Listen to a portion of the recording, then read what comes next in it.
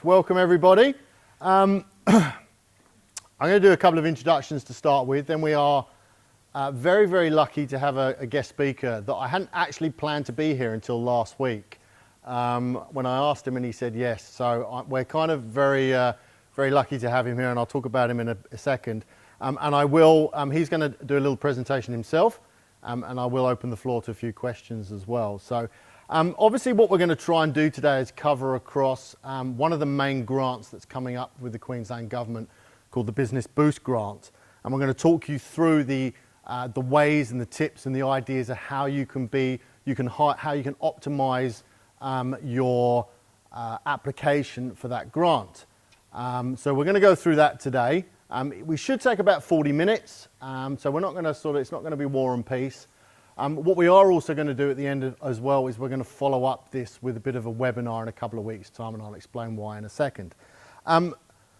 So this is the agenda for today. We're just going to go through a quick introduction, then we're going to introduce you to Ian Gilbert, who is the Manager of Commercialisation and Scale-Up Enterprises, and he's going to talk about how you guys can write the best grant application for you. We're going to discuss some key dates. We're also going to talk about the application itself, or the grant itself, and then we're going to talk about some key tips to remember around your application, next steps, and then we've got some more useful links to other grants. What I would stress is that there is a lot of information, there's a lot of grants available for governments, both state governments and federal governments, and depending on where your business is and the life cycle of your business, a lot of them may be applicable to you. And I say that for me actually finding 1-2 weeks ago that I suddenly realised was applicable to us. So it's, these are happening all the time. It is quite an effort to keep on track of them all, but there are these things happening, these grants available all the time. And yes, there is some work to get them. You know, this is the government. They're not going to give you money free of charge. We should all know that and understand that by now. And they are going to make you jump through some hoops. But it is well worth it in the end. I'm just going to go through a 2-minute shameless plug about us. There is a brochure available with its very own typos and spelling errors. If you find them all, you win a prize. That got slightly rushed last week. My name is Simon Dell. I'm the CEO of Cemoh. Cemoh is actually Australia's only labour hire marketing agency. We best describe it, someone described it to me the other day, as we work, but for marketing people. So WeWork obviously takes a lot of commercial space and then it cuts it up and sells it out to other people. We pretty much do the same with marketing people. We don't actually cut them up, but we divide out their time. We recruit them and then we hire them back to businesses like yourself. If you need a marketing person for a project, if you need someone to help an existing marketing person, if you have nobody doing your marketing and you can't afford to hire somebody full-time, that's kind of where we step in. We have about 30, 40 Cemohs already on our books, mainly in the Brisbane area. So whatever your business, we've generally got someone that has a bit of experience in your space. And as I say, if you only need someone for 1 day a week, that's exactly where we step in, rather than you guys have to pay for a full-time person. So that's pretty much us. This name Cemoh, because everybody asks, this is actually the phonetic, that's ironic I couldn't pronounce that. Phonetic pronunciation is CMO, which stands for Chief Marketing Officer, and that's the position that normally works alongside CEOs in the company to grow their business. So that's where the name came from. We were lucky enough to buy a .com about 2 years ago, a 5-letter .com, which, for all of you out there, all of you who are out there who've gone searching for domain names, know how hard that is to find. So that's a little bit about us. A couple of my team members are here, so if at the end you want to have a chat with them, Lucas, our business development manager, is over there. Cora is sitting down here, and one of our Cemohs, our video Cemoh, Cemoh, this is going to be really weird because his name is Cemoh, but he works for Cemoh. I've known Cemoh for about 15 years, and I actually have no idea what his real name is. But Cemoh is one of our video Cemohs, so we're actually starting to get a few specialist Cemohs. We've got a graphic design ones, we've got a video one. So if you need someone to just do video 1 or 2 days a week, there is the solution for you. I'm going to introduce and hand over to Ian Gilbert. I literally met Ian Gilbert about a month, 2 months ago. He runs a number of programs. I'm going to let him explain what he does. But he runs a number of programs. He works for the Queensland Government, and he is an absolute expert in how to write these grants. So even if you tune out to everything I'm saying to you today, which no doubt you will, please pay attention to Ian because he is an absolute wealth of knowledge. So he's going to give us about 15 minutes of our time, and he's got a little presentation as well. So if we could just welcome Ian Gilbert up onto stage. And thank you, Simon. What a lovely introduction. Thank you, everybody, for coming along today. It really is heartening to see so many people passionate about their businesses and concerned enough to get it right, to come along, put some of their time to learn about how to write the best application. Now, you all know that there is a lot of government grants out at the present time. And I'm sure some of you have already applied. Who's applied for grants? Hands down if you've been successful. Hands up if you've been unsuccessful. Yeah, quite a lot of you. So it's not a guarantee, okay? It's not an entitlement either. Just because you would like government money doesn't mean that the government is going to give you money. Because the government also has to put on ambulances and hospitals and schools and support housing and recover from a COVID-19 pandemic. So consequently, it has, however, identified that for the economy to grow, it needs businesses to be better businesses. And that's the whole purpose of this grant. It wants businesses to be better businesses because better businesses do better for the economy and employ people. And what do we really want? Jobs. Jobs. Now, you'll probably hear me mention this a few times. Number one importance when you're writing a grant application as a business grant application, back of your mind, jobs. What's second most important? Jobs. Okay, so keep thinking about that. Before we start, I'd just like to recognise the past custodians of this land. I'm Ian Gilbert. I'm from the government. I'm here to help. I've been working for the government for some 20 years now. And prior to that, I spent a similar amount of time in private enterprise. And I started off at the bottom, left school without much of an education, got into business, loved business, was very shortly running businesses, had my own businesses, startups, failed in business, started new businesses. I got into corporate, managed some big internationals, the likes of Trans-Pacific, wholly owned subsidiaries, Hawkins Nurseries, I was general manager there. I had my own consultancy firm for a while and I helped what we call re-engineering in those days, which is right-sizing, upsizing, correcting, whatever you like to call it. So I spent a lot of time in the private sector, thoroughly loved the private sector, made some good money out of it, got into government probably more than anything to give back. And I love working with enterprises that have passion in what they do, and it's a great thrill to me to see those enterprises grow and scale. What I do now, and probably what I've done for most of the past 20 years, is work with high growth enterprise. High growth enterprise are not those fish and chip shops on the corner, although they are incredibly important to the economy.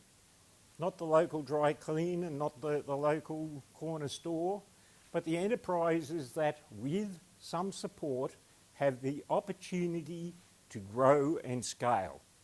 Now, growth and scale are two totally different concepts. Growing means increasing through organic means the revenue and the number of people employed in a business over time, and that is fantastic and the base of family business in Australia. Scale are those enterprises that we can take to the world in a very short time. The enterprises that are going to go from the 100,000 to the 10 million or 50 million or 100 million over the next few years. And they really need strategic help, they need capital, and they need governance. They need good boards, and that's where I spent most of my time. But I did spend some time during the course of the past 20 years working with grants assessment and administration. I've run the Ignite Ideas grant, which is the flagship of Queensland's grants, and their grants up to $250,000 in the early stage, or up to $200,000, and Ignite Ideas is currently open. So consequently, I have seen literally hundreds, no, thousands of grant applications in my time, and I've seen some common errors, and I've seen some real winners in how they're put together. So I'm hoping I can share that with you to help you think about how you are going to put your application together. Now, if we can work the technology, because I'm computer dyslexic, look at that, it worked. So several of you said you have been at times unsuccessful for grants, and there's 4 main reasons. We've just, as I said, opened Ignite Ideas, and it's open till the 22nd, and we've already had well over, I think, so somewhere around 370 expressions of interest put in, so we're starting to work through the EOIs, and we're already identifying that more than half of them are not eligible. Not eligible. What a waste of time and effort for the people putting in their expressions of interest or their application if they're not eligible in the first place. What a waste of resource for the government. It's already trying to put as much as it can into business to be spending its time assessing ineligible applications. So what are the things about ineligibility? There is a difference between ineligibility criteria and selection criteria. Ineligibility criteria are the musts, the things you absolutely must adhere to if your grant is even going to be considered. And they will be such things in Queensland as, are you a Queensland business? Are you registered in Queensland? If it says you must have revenue, you must have revenue. If it says you have to be pre-revenue, you must be pre-revenue. If it says you must be registered for GST, you must be registered for GST. If it says this is about having an innovative new technology, you've got to have an innovative new technology. Okay, so read the eligibility before you waste your time, before you waste everybody else's time, and make sure you've got it right. And often, things like GST, you probably have time to go out and register. Do what you can to be eligible before you start, because if you're not, onto the bottom of the pile, straight away. Okay, so that's eligibility. It's pretty clear cut what they're looking for in the guidelines about eligibility. Sometimes it's not as clear. Sometimes it's more difficult to interpret the selection criteria. What are selection criteria? You will normally find there is, there's always at least one, but there are sometimes several. Generally around 3 or 4 key selection criteria in any grant application. And they will be looking for something specific. It might be, tell us about why your technology should be included. Tell us about why your business provides a good service to the public. Tell us about how it's going to help regions. Tell us about how it's going to help employment. If you do not answer each of those questions and answer them in the place where they ask, if you're filling in a form, if you're doing it online, you must have the answer to that question in the right place. It's not good enough to say, in question 3, please refer back to question 1. I've seen that before. Blank, refer question 1. Because sometimes you have different assessors looking at different questions. And if all they see is blank, refer to question 1, and they don't have a reference to question 1, they can't assess it. And most of them are based on points. You get a certain number of points for each of the criteria. So immediately, if you get 0 for a criteria, you can count yourself out. Quite often they'll say you must answer all of the questions to be even eligible. So if you haven't filled it in, you won't be eligible. So do answer the questions, answer the selection criteria, and stop and think, what are the government looking for? Think from the perspective of government. Every grant is different. Every single grant is different, and the government is putting it there for a different purpose. Think what the government's they usually state it. Read it. Think about it. Put yourself in the government's perspective. What are they looking for when they ask about this grant? What are they looking for when they ask about a selection criteria? Now, it's a crazy thing, I know, and you might think it's laughable, but so often people will send in applications that they already had from a previous grant.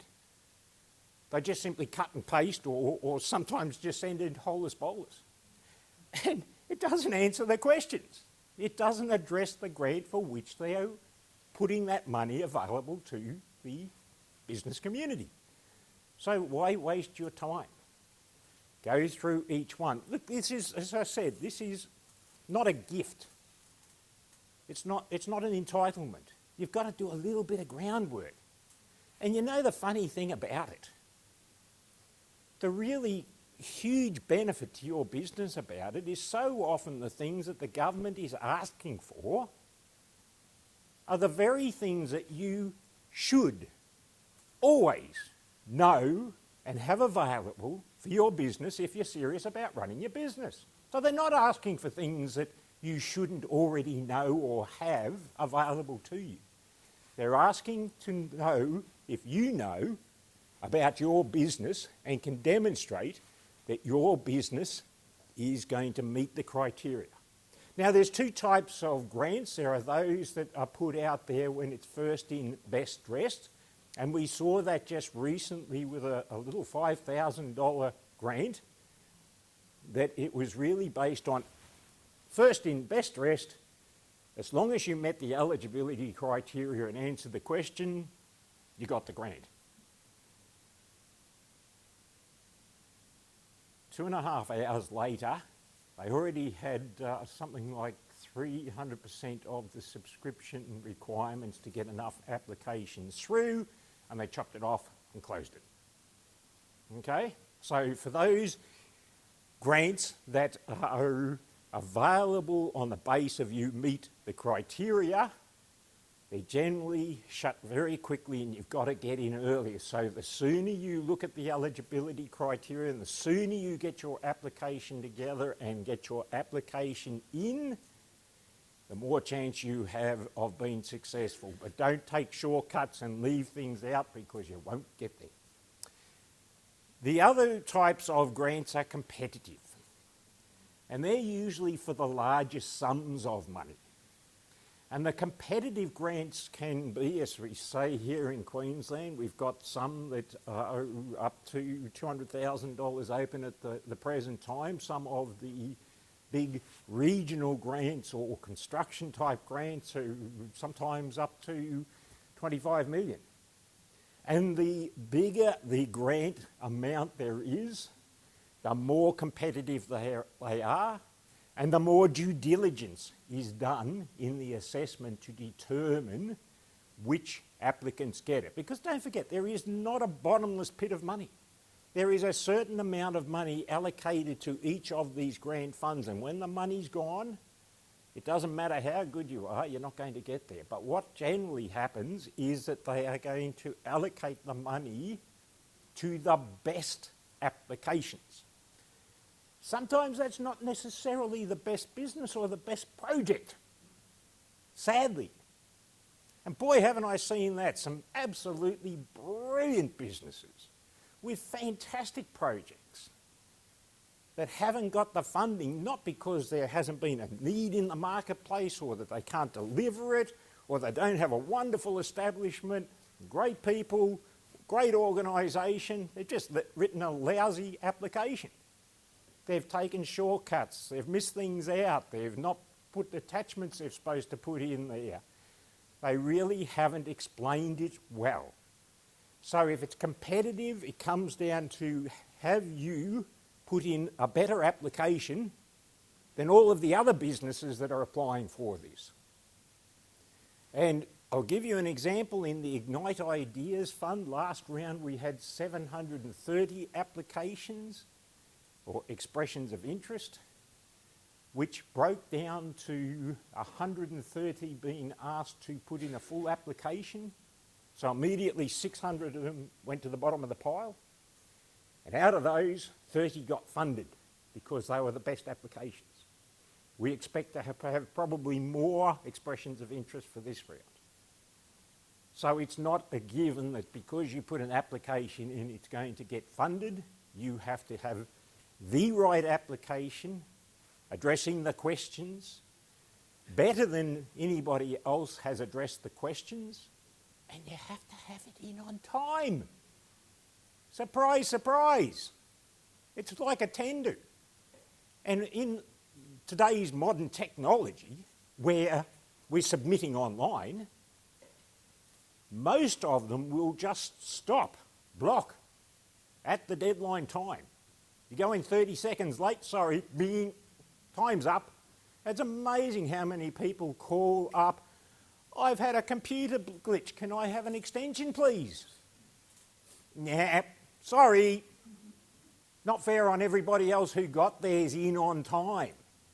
If it's a grant like we're going to have with this one, where it's not going to go through that highly competitive, if you get it right, make sure you get it in early because it could well shut early.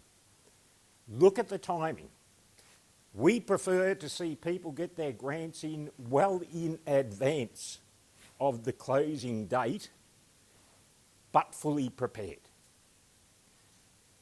Invariably, the ones that come in that last 30 seconds, which is usually about half of the applications, I might add, in the last 30 seconds, have got things missing because it's a mad rush. Oh God, they're supposed to be in now. We've got to get that done. Let's get it done.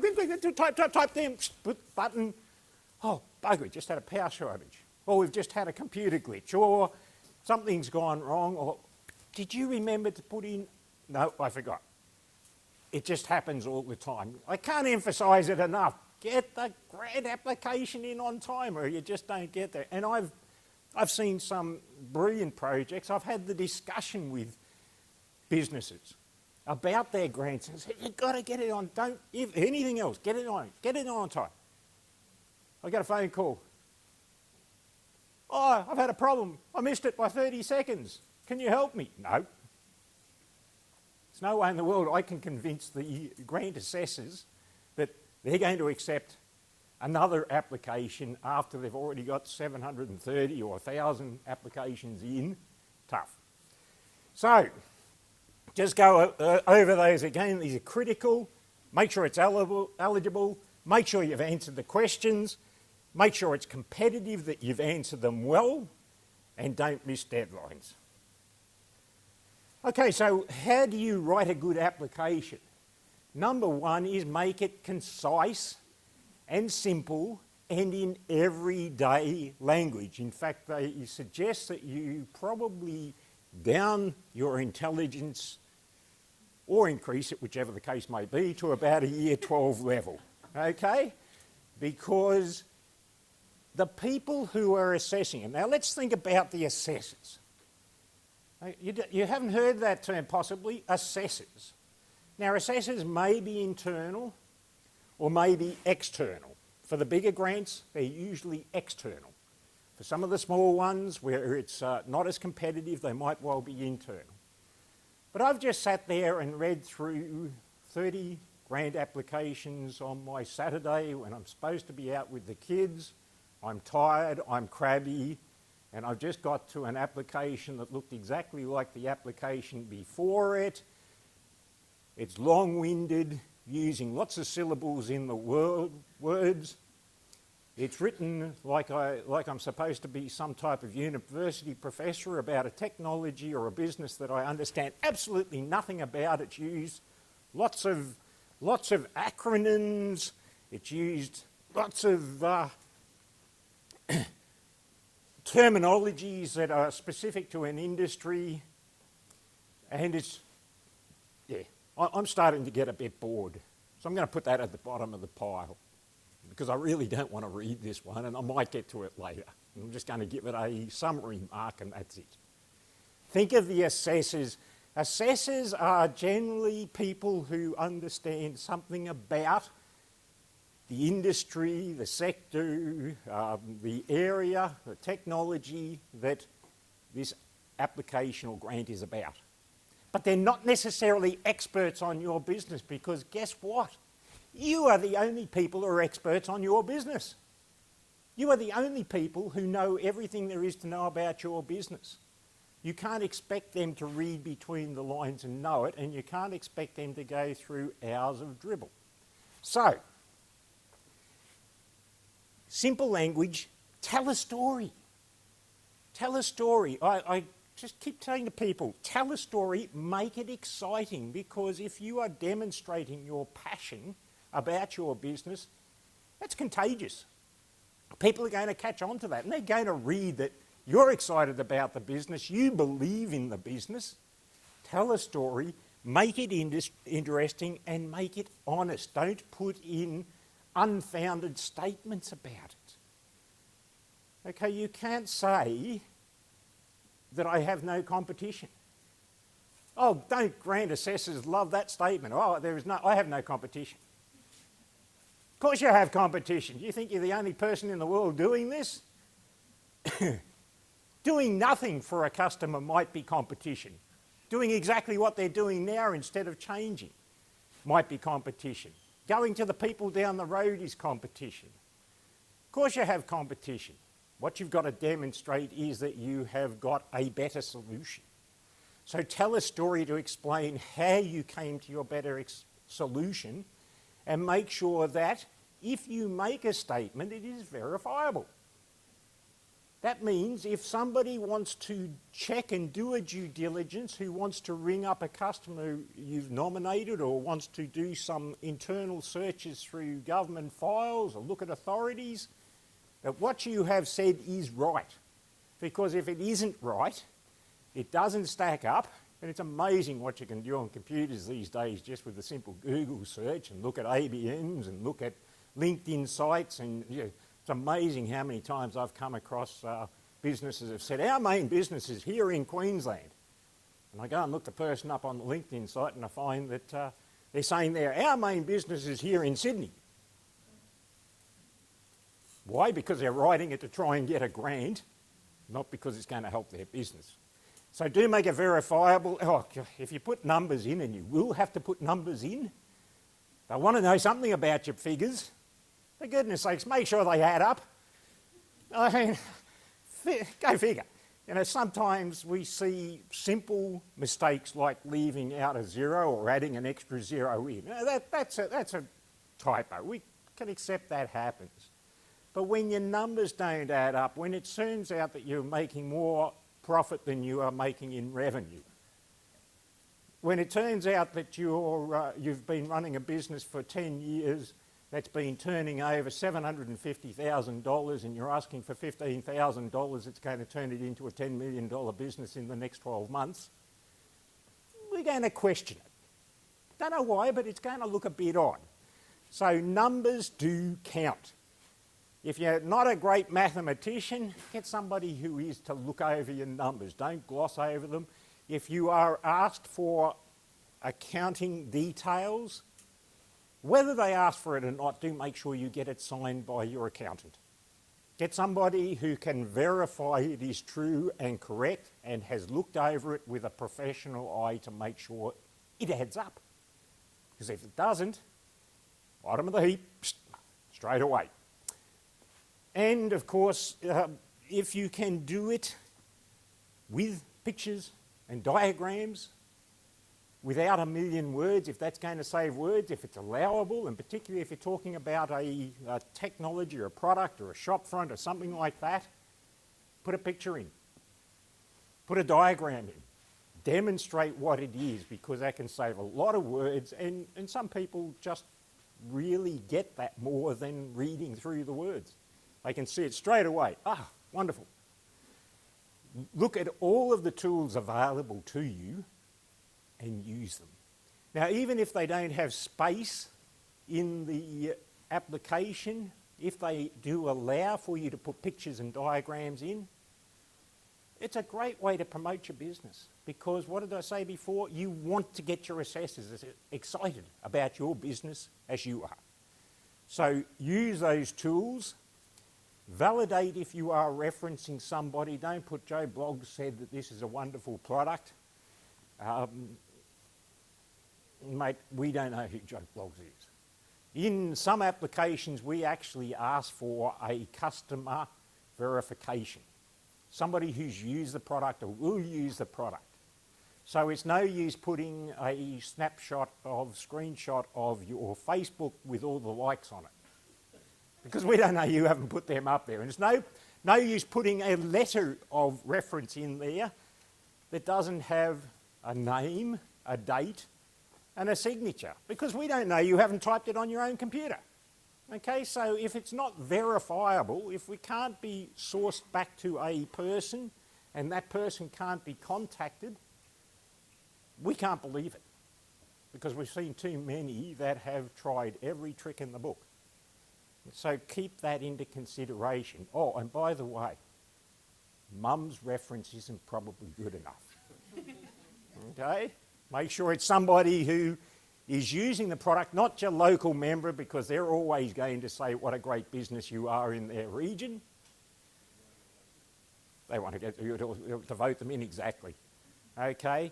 A user or a supplier or somebody who is of technical knowledge about what you're doing, who can say, I have got this expertise, or I'm in this business sector and I can see that this is a beneficial product or a beneficial business to the community or to my business that is going to pay dividends.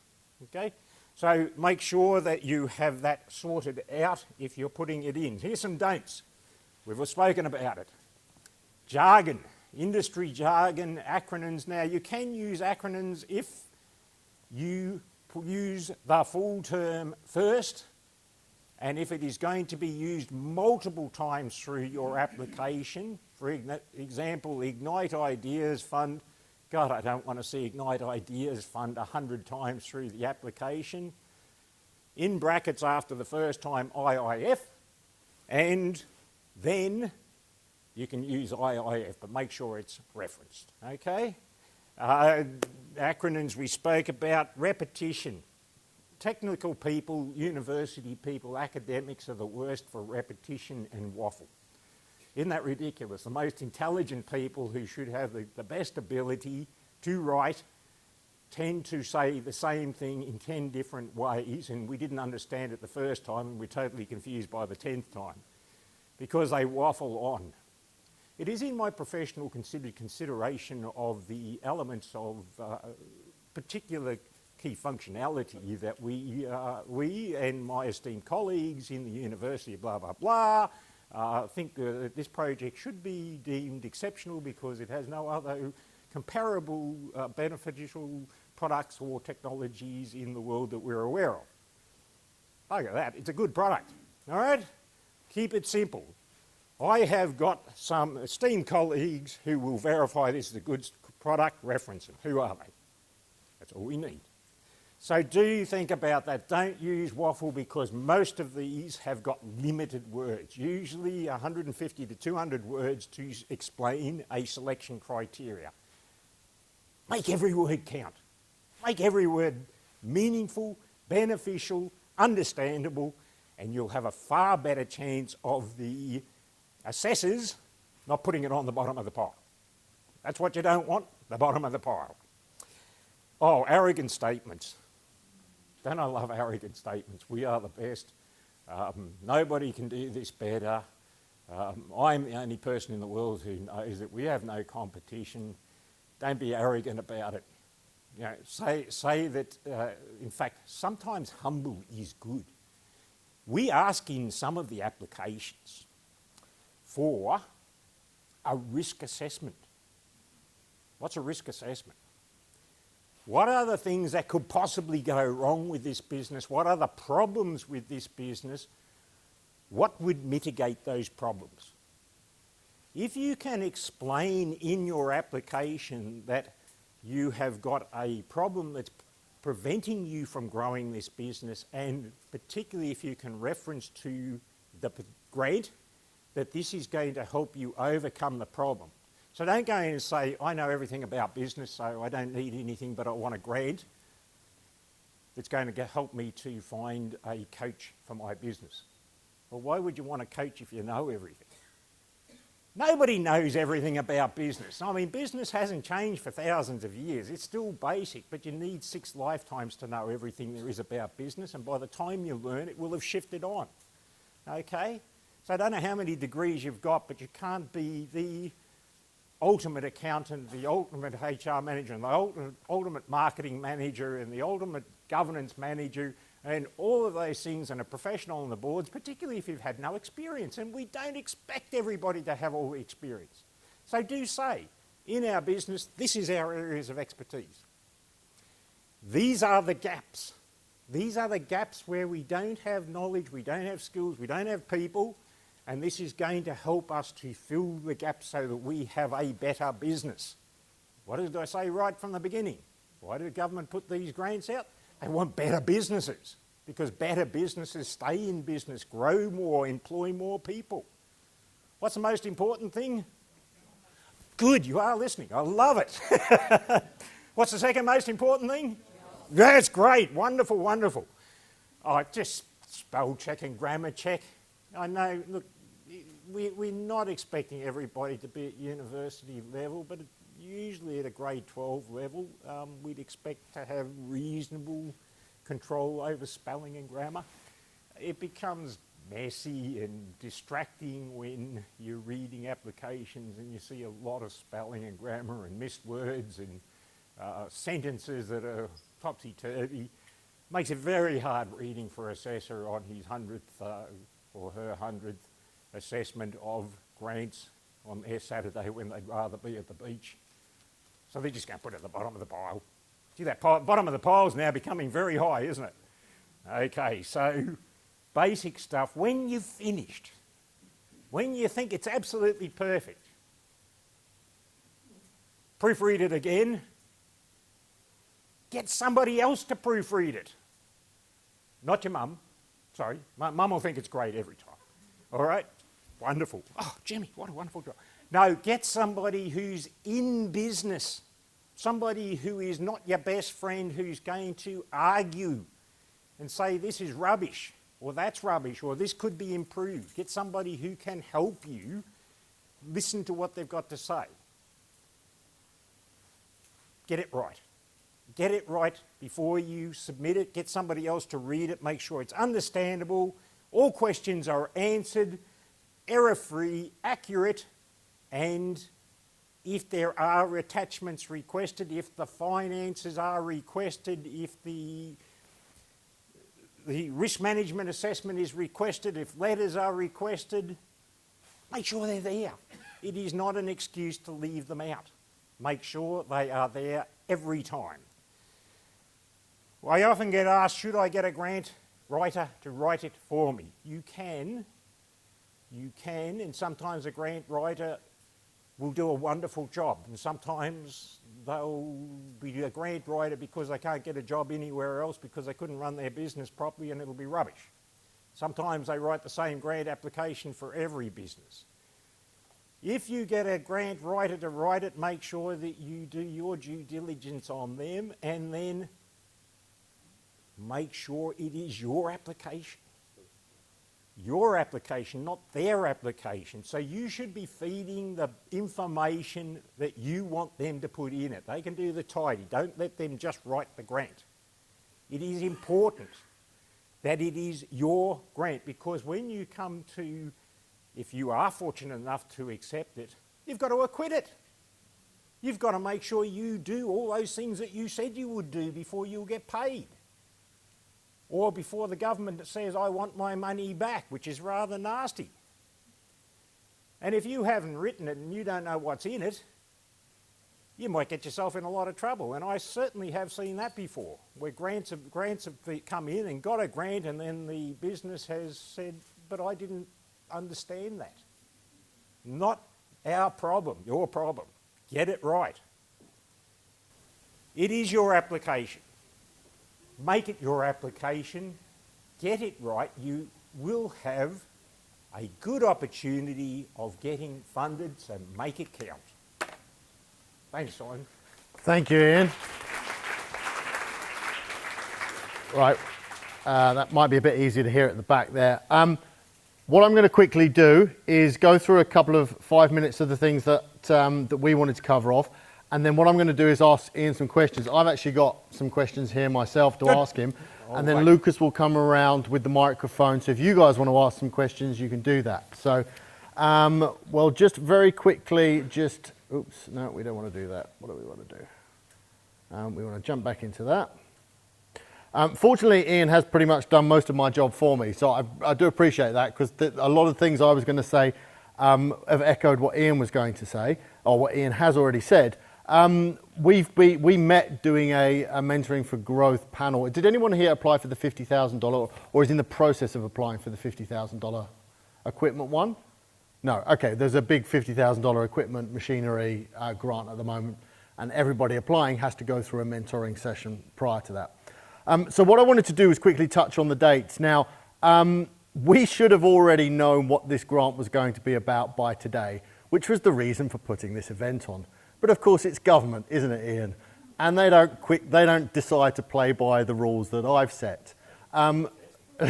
What my understanding is, the grant that's coming up, the $15,000 one, that I think most people are interested in here, is still sitting on the desk of the minister waiting for sign-off. So it should be coming out in the next week or so. So it looks like it's going to be pushed back a couple of weeks.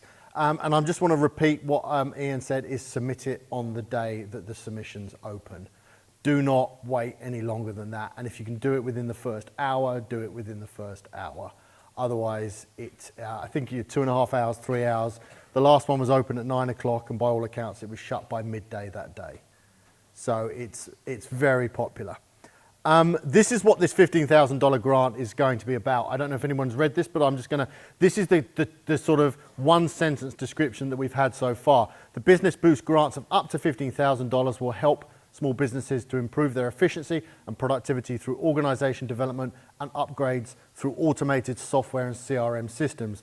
The one thing I really, really love about government grants is the ambiguity in these statements. It's wonderful. But that's a deliberate ambiguity, because they do want people to submit things that they think are worthwhile, and that may be slightly in that grey area. I will send this, we will get the Brisbane Business Hub people to send this presentation out, and Ian's presentation. We are also videoing all of this today, of which the presentation slides will be part of, and it will be on our YouTube channel, won't it, Cora, by Friday? Lovely, yeah, Friday, why not? Yeah, why not probably something there like that. So quickly, what does this mean? On the face of it, this fund is focused on two key areas, data management and automation. But as I said, there's likely to be a significant grey area in this organisational development area. I don't know what that means, but we will find out very soon. But as Ian quite rightly pointed out, they want to improve efficiencies across Queensland business. They want to save time. And of course, what does that lead to? More jobs. I just put some examples of things that this could include. Some of you may recognise these things. If you are thinking about automating, improving your business through project management software, invoicing software, automation software, CRM software, I think this will be a key part of it. So if you're not using these kind of systems, I can testify that our clients and people that we've implemented these things for, it saves a massive amount of time. We had a company based in Rockhampton that was sending out paper quotes. They're a landscaping company. They used to do big blocks of sandstone, and they used to send these quotes out by hand. And the poor old landscaper at the other end who was ordering this stuff then had to print that quote out, sign it, scan it back in, send it back to them, etc., etc., etc. That, of course, was causing a problem for the landscapers, because not many landscapers have printers, for starters. And what we did was automate that whole system, so everything was done digitally, and the landscapers could sign everything off on their phone. Massive production step up. It saved a huge amount of time, and it made the business much more efficient. So those are the kind of things that we think that this is going to be focusing on. Ian's gone through most of these. The one thing I would say is if this does come out to be a co-contribution grant, which I don't think it will because it's down the lower end. I know you can't comment on this, but no, he's not going to comment on it. Damn. If a co-contribution means they're going to give you $15,000 if you also invest $15,000. Okay, it's that simple. And you can't just simply say, hey, yeah, I've got the money. You have to prove to them that you have the money. Okay, I don't think this one will be just because of the size of it. And the last year's one at $10,000, which we saw about 15 or 20 of our clients get that $10,000 one, that wasn't co-contribution. But who knows? You know, this is the government, curveballs, etc., etc. One other thing I think Ian mentioned that I think is worth people thinking about, the $50,000 grant that we are looking at the moment, and I'm on the mentoring panel, I don't have any decision as to whether people get the money or not, but one of the things that's been required is a business plan. Again, I don't think it's going to be needed for a $15,000 one, but if you're going for anything bigger than this, they will want to see a business plan. So, Simon, have a business plan. If you don't have a business plan, you can't plan your business. If it's asked for, it's there. Yep, absolutely, absolutely. The other thing, the last point I'll make on here is that when you submit these, they do, certainly the last year's one at $10,000, and I suspect this year's one at $15,000, it will need to have a quote attached. And it will need to have a quote attached from another business. If that business is not in Australia, that's probably going to raise a flag as well, okay? Because what they don't want is to give you $15,000 for you to then give it to someone in North America, all right? So there's if you, and this is the machinery one and the equipment one that we flagged as well recently, is that you're probably going to get brownie points if you're buying equipment or you're sourcing services and help from people in Queensland or at least people in Australia. Just remember, as I said right at the start, they are going to make you jump through hoops. It is not supposed to be easy. This is the way that they get down from 700 applications down to 30 applications, by making it a bit complicated. I've also added some links in here. There's the Queensland one, and then there's two really good links here for the federal government grants as well. So the Advanced Queensland, the advanced.queensland.gov.au, small business one, you should have that open in your browser all the time and just refresh it once a month. I know I do, because just that's where you will find announcements for the new grants coming through, all right? And as I say, I'll send this presentation out later on so you can all click on that and get that later on. The Accelerating Commercializer, this was the Ignite Ideas Fund that you mentioned early on. So for those of you that don't know, there's two tiers for this one, and this is on one of those links there. So if you go to that, you'll find this Ignite Ideas Fund, up to $100,000 for projects of up to 12 months duration. And what I didn't cut and paste all the information here because I didn't want to bore you all to death with it, but my understanding was the $100,000 one is not a co-contribution one. It is a co-contribution. Oh, it is, sorry. It is a 20% co-contribution. Oh, sorry, 20% co-contribution. Okay, so look, best to just go to the Ignite site, read the eligibility criteria. Yep. So there is a workshop, incidentally. If you go onto QI Hub, you will find QI Hub. If you're not on it already, you will find reference to that grant and other grants and what workshops and webinars, etc. are happening. I would strongly suggest everyone has a look at this one, because this was the one I looked at the other week and I was like, well, actually, I think my business personally was pretty good at applying for this. You know, whether we're one of the 700 to come down to 30, maybe, maybe not. But I definitely think everyone should have a look at this. Tier 1 is co-contribution for 20%. I do remember that now. And I think Tier 2 is contribution for 100%, isn't it? So it's a 50-50 grant for Tier 2. Yeah. And there's eligibility there, which is fairly obvious. So just the next steps here. What we'd like to do is when this grant finally does arrive, we would like to do a little 30-minute webinar, Zoom call, whatever it is. For us to do that, we need your email address. We don't get your email address from Brisbane Business Hub because, of course, privacy, etc., etc. So if you get a chance, drop your business card into the little fishbowl there that Lucas has got later on. We will draw a prize as well, the Google Nest, for everyone there. If you don't have a business card, just scribble it down on a notepad and pen. We will send an email out to you. We're not going to spam you or anything else. We'll just send you information about when we're going to do the webinar. And when that grant comes out, we will then go through that in that 30-minute webinar. If you do need support writing that, As Ian said, there are people that can do it really well. There are people that do it very badly. We do have someone that we've worked with in the past, a guy called Adam who does these things professionally. He has a 70% hit rate. So, you know, again, we're happy to introduce you to him. Apply as soon as the grants opens, and we'll pick a winner as well on the email. Any questions about this, please feel free to email me. My email is pretty simple there, simon@cemoh.com. I would generally get back to everybody within about 24 hours. Or feel free to contact me or on LinkedIn as well. Ian's quite active on LinkedIn as well, but please feel free to add me onto that. Now, what I'm going to do is get Ian back up, because there are a couple of other questions that I wanted to ask him, and some of them are relatively simple. And then we'll hand over and Lucas will wander around. So my first question, you mentioned jobs. Yep. So you sound a bit like Anastasia Palaszczuk and all those kind of things. I've got 4 kids. Jobs is important. Are some jobs better than others? And this is one of the things that I've seen in the Mentoring for Growth program for the $50,000 grant, is that they want to see full-time permanent jobs? No, not necessarily. Okay. Not necessarily, and you've got to read the eligibility and get the aim of it. There are some regions where there are real problems with jobs for young people. There are some industries where they have shortage of skills and they can't get people with the skills, so there is association with skills development. But jobs can be part-time jobs, casual jobs, full-time jobs. Jobs in your business are generally going to count more than jobs in a supply chain, because in your business you can be held accountable for it and it can be verified. It's very hard to verify whether your suppliers actually put on more. But if you can demonstrate that it is going to provide a community benefit and a jobs benefit beyond your business, that's terrific.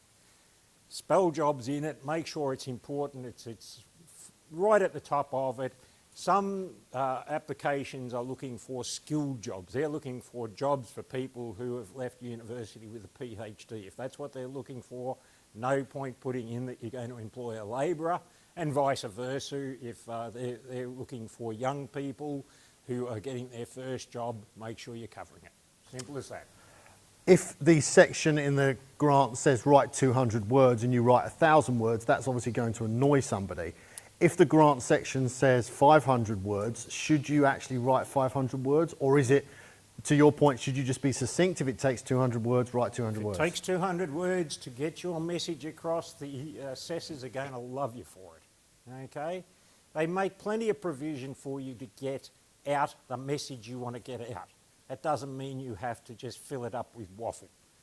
Make it succinct. If it says 200 words and you've got 1,000 words, if it's online, you won't be able to put it in any rate. It's going to have a word count and it's going to stop it. If it's on a document, writing it in tiny little print so you can fit it all into the space is not going to impress the assessors.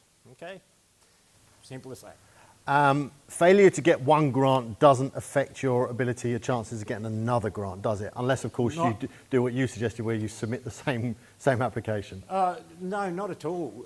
In fact, we find that with, for instance, Ignite and other grants I've worked with, it's often on the second, third, or sometimes fourth attempts that people get through. Now, we do try and help people who have failed a couple of times to better understand. In fact, we've done a lot of work and put on special workshops for people who have put in extra applications. That's not going to be for these tiny little grants, but these $10,000 and $15,000, you just keep putting them in. They're not going to go back and say, let's read the last $10,000 grant for this person. They don't have time. So, no, it won't affect you. Vice versa, if you've got the $10,000 one last year and go for the $15,000 one this year, is that? In most cases, no, won't affect, but there's some caveats around that, and some of them are spelt out. You can't apply for a grant to do exactly the same thing. Okay, if we've given a grant through the government to a business to commercialise a product, you can only commercialise a product once. You can't commercialise the same product 3 times. So once it's in the market, it's commercialised. So there's no point putting in an application for the next round to commercialise the same product and say, oh, we're just doing it to a different market or a different customer, or we're adding another bell or whistle to it. It's the same product. It's already in the market. You can't ask for the same piece of equipment that you bought last time if that piece of equipment was going to be the answer to your business success, and then say, oh, now I need another one because that's going to make my business succeed even more. No, we've already funded that. So just think logically about it. I mean, it's not rocket science to work out, but you put in applications for projects that are critically important for your business, and don't try and cheat the system, because every chance you get found out, and that then will prevent you from putting in future grants. Which leads me to my last question. Can they ask for it back if you don't follow the process? Absolutely, after? absolutely, and has happened many times. Look, if you've put in a grant application hand on heart that you're going to do something, and a pandemic comes along, or a cyclone comes along, or an international competitor enters the market that you had no idea was going to do that, and you get absolutely smashed, okay? You can't help that. That happens in business. The government's not going to turn around and say, we want our $10,000 back because a competitor came into the market or a cyclone came or something. No. If you go into a project and you say there's been a circumstance that has come along that's changed things, and we have to make a variation to the grant, most often the variation will be approved. Okay, if it's going to benefit your business, because guess what the government wants? Your business to succeed and get jobs. So they're not going to just flatten you because of that, but if you put in an application and you make statements, and the statements are found to be dishonest, or you spend the money to do something totally different to what you said you were going to do, the money can be reclaimed by the government, and oftentimes is. Well, I won't say often, but certainly on occasions, I know many occasions where the government has claimed the money back. So don't do it. Simple as that.